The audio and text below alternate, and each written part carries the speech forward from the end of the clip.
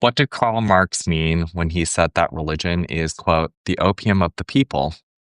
Hello, hello. My name is Derek Coe. I'm a former Christian, and welcome to the Secular Monastic, where we explore all things related to spirituality and religion, no supernatural beliefs required.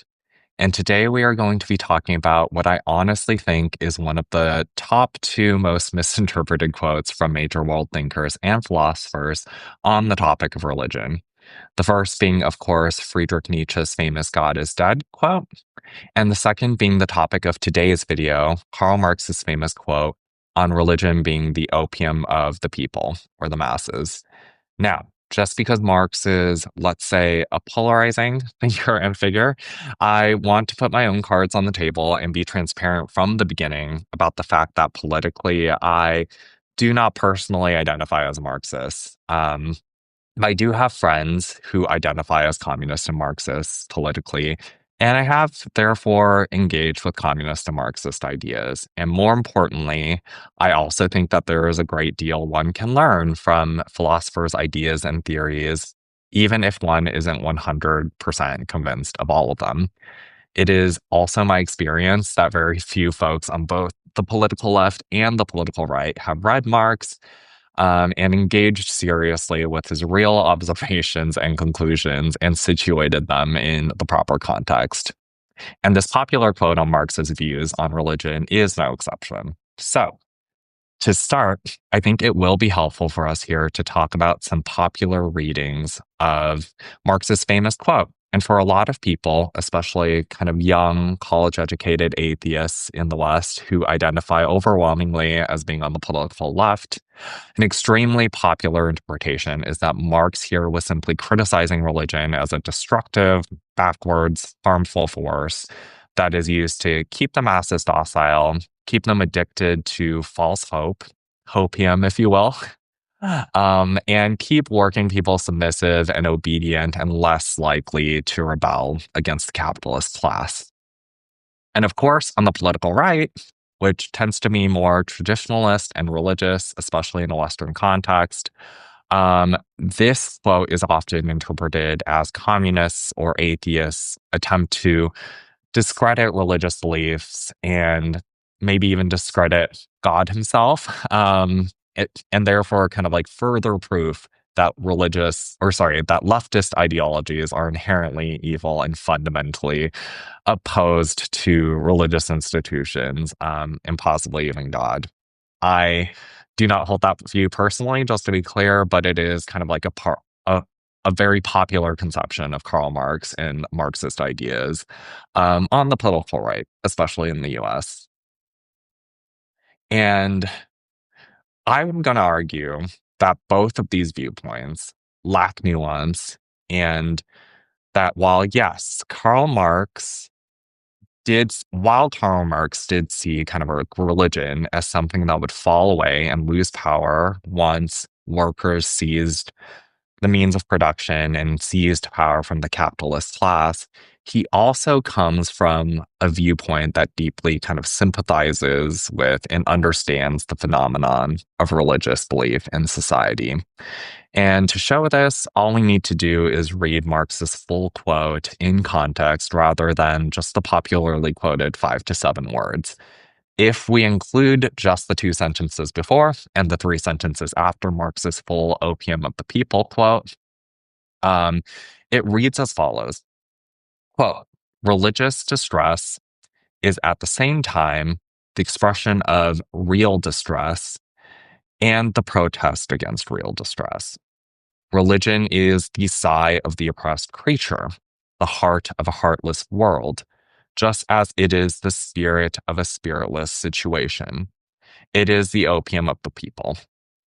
Marx goes on to say, the abolition of religion as the illusory happiness of the people is required for their real happiness. Demand to give up illusions about its condition is the demand to give up a condition which needs illusions. The criticism of religion is therefore in embryo the criticism of the veil of woe, the halo of which is religion. Unquote. So we can see here that Marx's views on religion are actually very nuanced. Yes, he says that religion provides the illusion of happiness based on false beliefs. And yes, he believed that this was no replacement for an ideal society in which the interests of the working class are actually taken seriously. But it is also very clear that Marx understands the psychological benefit that religion provides to disenfranchised and disempowered people living in an uncertain and often really cruel world. More than that, Marx is very clear about the abolition of religion being inextricably tied to humans' material conditions. He is saying that in order for people to give up the superstition and unbelievable beliefs that provide psychological and spiritual relief to downtrodden people, the conditions of those downtrodden people must also be improved simultaneously. In other words, the popular new atheist idea that religion holds back progress and that religious illusions need to first be demolished in order for progress to occur has the relation between religion and liberation somewhat backwards. Um, and according to Marx, it's at least kind of missing half the equation. Marx does not simply believe that we can destroy religious beliefs and expect liberation, especially economic liberation, to follow as a natural consequence. But he instead thinks that true liberation will naturally destroy religious beliefs by creating a world in which the things that those beliefs help us cope with, things like hardship, injustice, poverty, and powerlessness, are drastically reduced. And here I will argue, even as somebody who isn't a Marxist, that Marx made an extremely prescient observation that was bang on in many, many ways. While there were basically no majority atheist nations in Marxist time, in the 1800s, there are large majorities today in Western nations, especially Western European nations, and in developed East Asian nations like Japan, who do not either believe in God or think that God is necessary to foster good moral values. And meanwhile, poor nations throughout sub-Saharan Africa, Southeast Asia, the Middle East, and Latin America continue to report very high levels of religiosity. There's a great Pew Research Center report released in 2020. So a little out of date. The most recent kind of like year that they have data for in this survey is 2019. But it ultimately still describes kind of a long-standing trend and a persisting trend. Among other things, it plots nations' religiosity, kind of measured by the percentage of people who think that belief in God is necessary for good moral values, and plots that against the economic development of the nation measured in GDP per capita.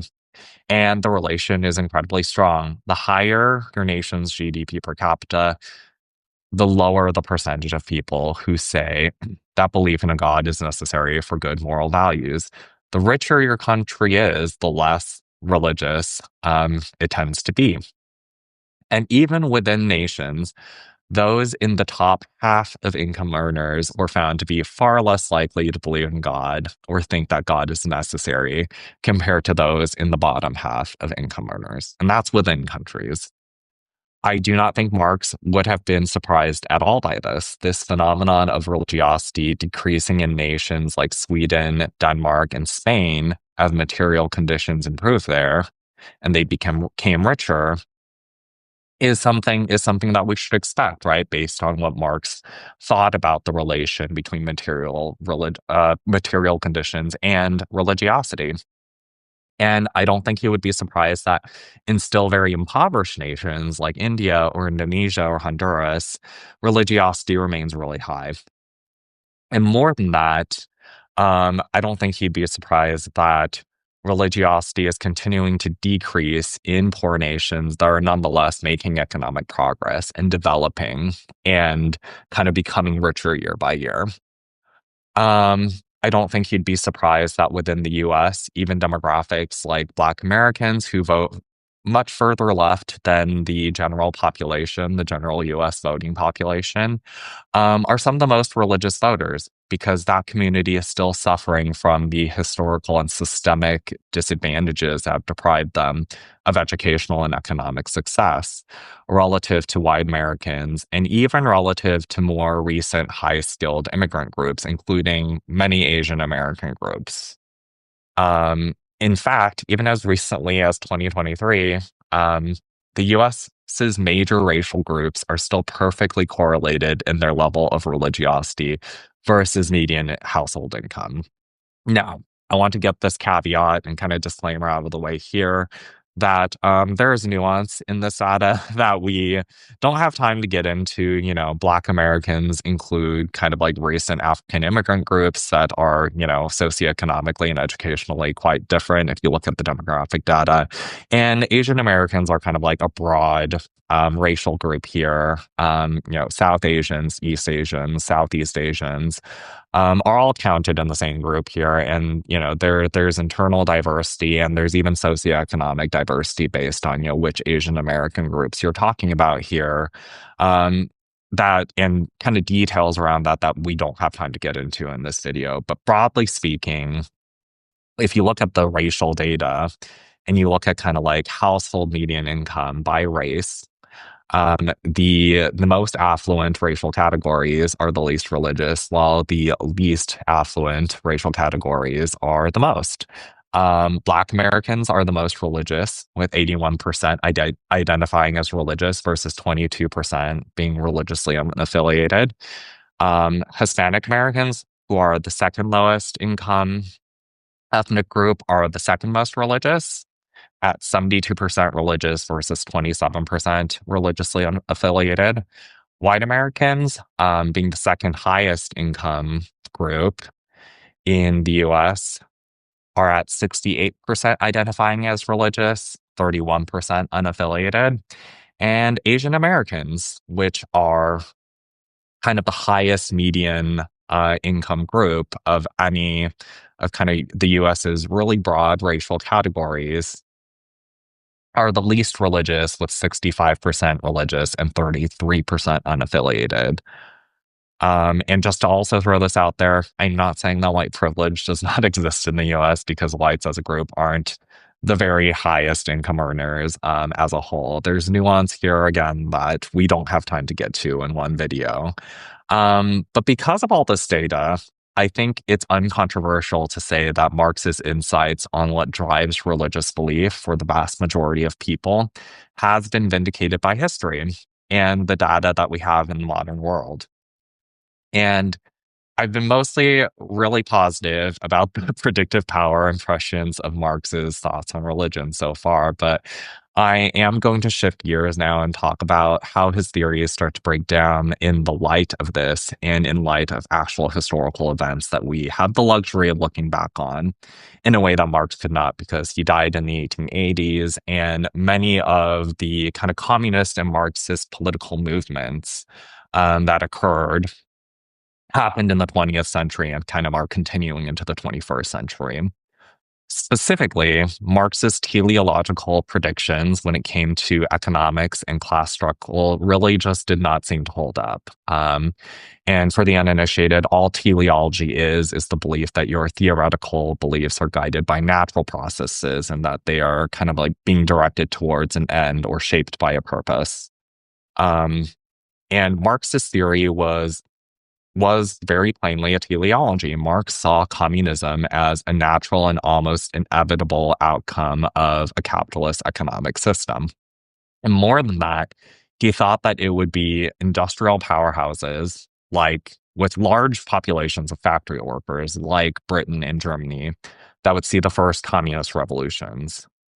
And he was very clearly wrong about that, right? Instead, kind of liberal capitalist societies persisted even as communist regimes collapsed in the 80s and 90s. And even the communist governments that survived turned to market economics to acquire power and wealth in the 21st century. And it was relatively kind of rural, for agrarian illiterate societies like Russia and China, and later Vietnam, Ethiopia, and Cambodia, among others, that turned to communism first and attempted communism first and first overthrew kind of like capitalism in communist revolution. Um, and I should say that there have been very nuanced, very intelligent Marxist and leftist thinkers who have come after Marx and contended very seriously with Marx's failed predictions, and created kind of like new leftist thought and theory that I personally find quite worth engaging in, but that's beyond the scope of this video. Just wanted to give credit where credit is due. Marxist leftist thought kind of like does not end with Marx himself. So there's more to engage with here, but it is hard to deny that Marxist teleology, Marx's own predictions did not bear out. And if you examine kind of Marx's views on religion, it's not as hard to see why, right?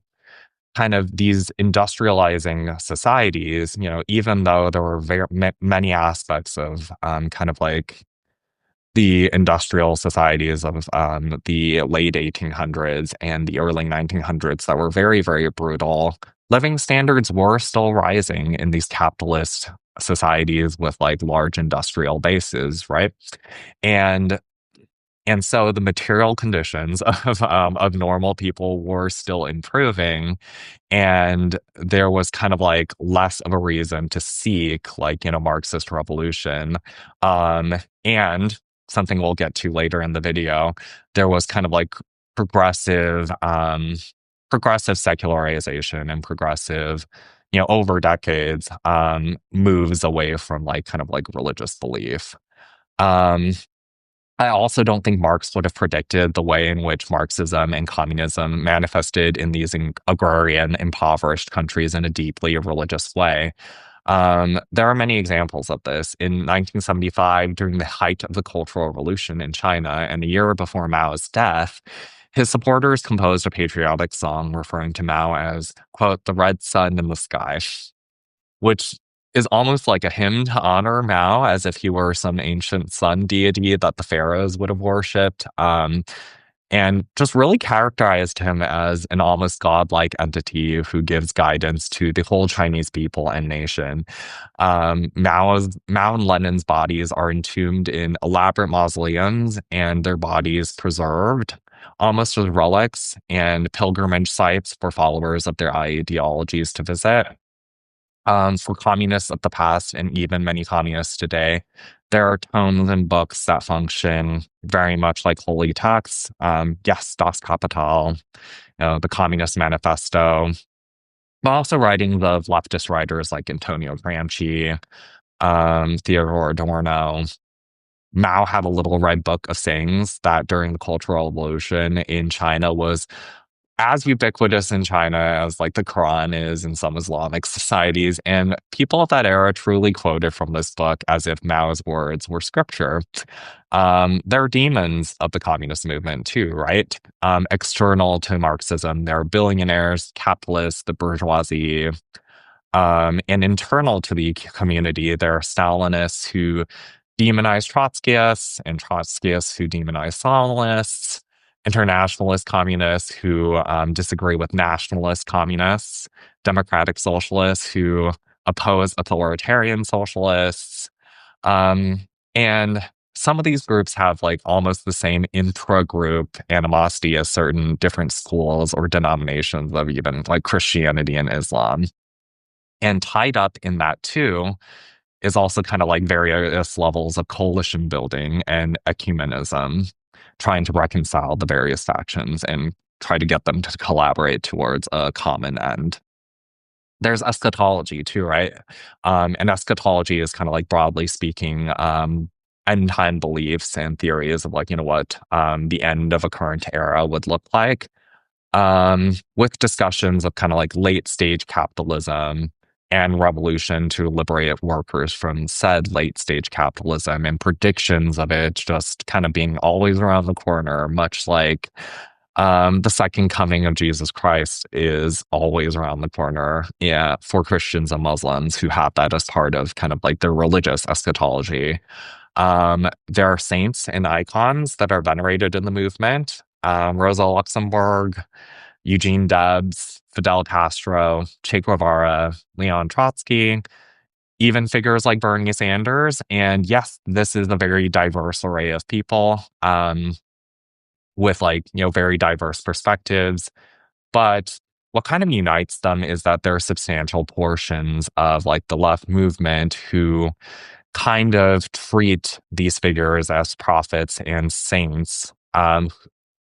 Similar to prophets and saints in religion, and their words are paid very close attention to. Their words can sometimes be treated as like doctrine or gospel or a litmus test for kind of, whether you're on somebody's side or whether you're kind of like somebody worth including in the community. So, kind of like whether you agree with a particular, you know, part of Bernie Sanders's platform. For example, total student loan forgiveness might be one of these litmus tests. Um, and just to be clear,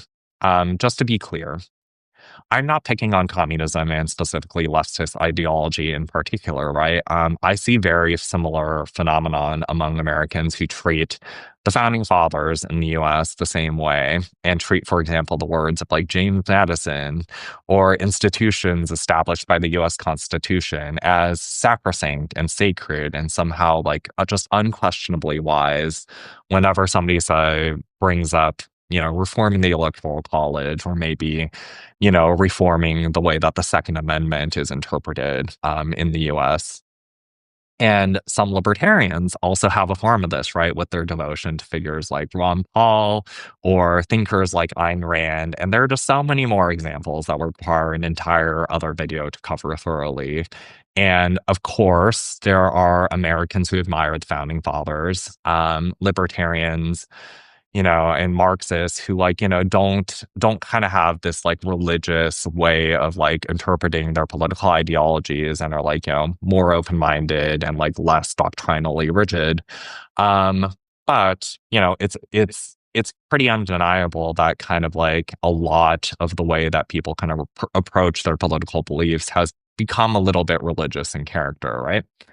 But to wrap things up and kind of like bring the focus back to Karl Marx, I still think Karl Marx had some of the best commentary in the 19th century regarding the human condition. And I think he identified and deeply understood, in a way that modern leftists and Marxists really sometimes fail to, the reasons common people and especially economic underclasses turn to religion. Where I think his theories break down is when he starts to make claims that really border on prophecy and end time predictions. His confidence in the kinds of conditions that would lead to economic revolution and communism are not borne out by the historical reality. And he genuinely kind of believed in a kind of rational materialist class interest and consciousness that would begin to animate the working class and inevitably lead to an international communist revolution and the overthrow of global capitalism in a way that just has never ended up happening. And that kind of intellectual discontent from the masses, that kind of intellectual kind of disconnect from the masses is common with leftist intellectuals today, too. You'll hear all the time from secular leftists things like, why are African Americans or Native Americans and other indigenous communities so overwhelmingly religious and specifically so overwhelmingly Christian? Christianity was the religion of their colonizers and slave masters. Or you'll hear things like, why are so many women religious? Religion is like famously patriarchal. Or you'll hear things like, why would a Rust Belt working class voter vote for a union busting senator who, settled wage theft lawsuits just because that senator is Catholic or pro-life or, has like traditional views on gender or, insert whatever other kind of like conservative religious traditional belief. And what's ironic is that if modern leftists simply tore themselves away from Karl Marx's end-time theories for the triumph of communism and read more deeply into his thoughts on religion, they would see that these surface-level rational considerations that seemingly cause people to vote against their interests or adopt the religion of their oppressors are not what drive religious belief among downtrodden and disenfranchised communities, right? If people find hope in a religious tradition, that tradition does not need to be free of a problematic history for them to believe it. The Bible has seemingly immoral verses prescribing slavery, yes. And yet it also says that there is no Jew or Greek, slave or free, man or woman in the eyes of God. It says that the meek will inherit the earth, and that the last shall be first, and the first shall be last. It has an entire story in the Exodus about a group of people who escape slavery and find redemption and find, like, nationhood and community. Black Americans and formerly colonized Africans on the continent of Africa, women, indigenous communities in the Americas, immigrant communities. All of these communities have undoubtedly found comfort and hope in a sense of empowerment in a version of Christianity that emphasizes some of these aspects of Christianity and whose strength is almost forged and reinforced by their experience of oppression. And here's where I think the great irony is. The great irony is now, if you look at the Pew data referenced earlier, it is former communist countries, including most nations of the former Soviet Union, places like Ukraine, Russia, Uzbekistan, others that have seen a jump in religiosity since the 1990s. And so we have a very paradoxical reality in which those who tried to implement the ideas of Marx as a political project in their nations created a resurgence in religion in those same nations after the collapse of communism and the instability that came with that, and after kind of like communist governance failed to produce the kind of like stability and economic advancement that would have like helped people lose religion and stay away from religion.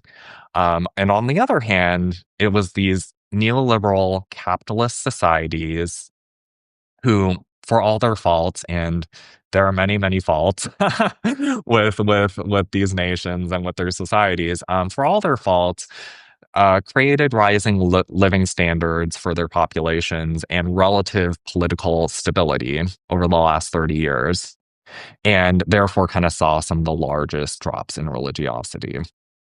Marx was right about material well-being being tied to decreases in religiosity, even though he seemingly got a few things wrong about the kinds of policies, political movements, and governments that would lead to the material comfort and stability that would lead more people to abandoning religion as a tool of coping with the human condition.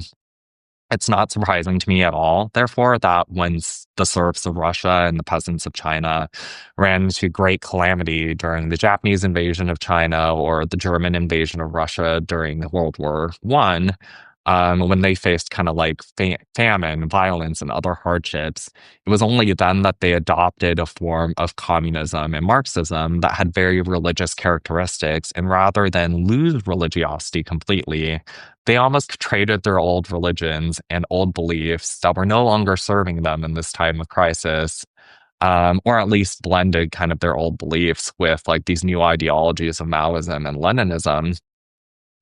They turned to this kind of like as a new theories of salvation and hope that they could believe in. And it is also not surprising to me that when communist governance failed to deliver on the promises of material well-being and stability and liberation, that would probably have led these people to secularize, people in these nations turned back to religion in large numbers, especially after the communist state repression of religion collapsed along with communist governments. A lot more to say about political religion and the ways in which, especially starting in the 20th century, we saw political ideology fill a large kind of like gap and a large animating force, providing people with meaning and uniting people in common cause. And there's a notable kind of like divide, right? Like during and before the 17th century, a great deal of conflicts were fought over religion, including some of Europe's deadliest wars. You had the 30 Years' War. You had the French Wars of Religion. And by the mid-19th century onward, large-scale religious warfare had largely been replaced by conflicts over nationalism and competing political schools of thought, like fascism and communism and liberalism. Communism truly was, and for many people still is, one belief system that filled and continues to fill the role traditional religion played in many people's lives as the kind of main animating and orienting force in their lives. And there are political ideologies across the left right spectrum that have similarly morphed into kind of like these quasi religious systems of belief, both like, in history in the past and into the modern day. Next time, we will be exploring a thinker who almost perfectly predicted the rise of political religion and the increased importance of political ideologies and secular ideologies like nationalism relative to traditional religious belief. Um, and that is the one and only Friedrich Nietzsche. But that will be all for today. Thanks for tuning in. I'll see you next time. Bye.